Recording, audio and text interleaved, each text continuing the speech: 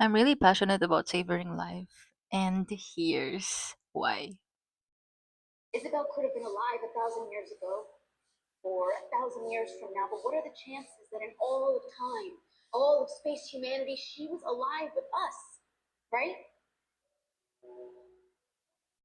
With me. How lucky are Sinabi rin niya na she didn't even get the chance to say I love you nung buhay pa si Isabel. And I felt that. Di naman sa di ko nasabing I love you kay nanay nung buhay pa siya. Pero I could have expressed more love. I could have showered her with more affection. Kaya naging turning point talaga sa akin yun na to just not take every second for granted as much as I could. Kasi life is unpredictable. So guzzle life, savor life, savor your loved ones.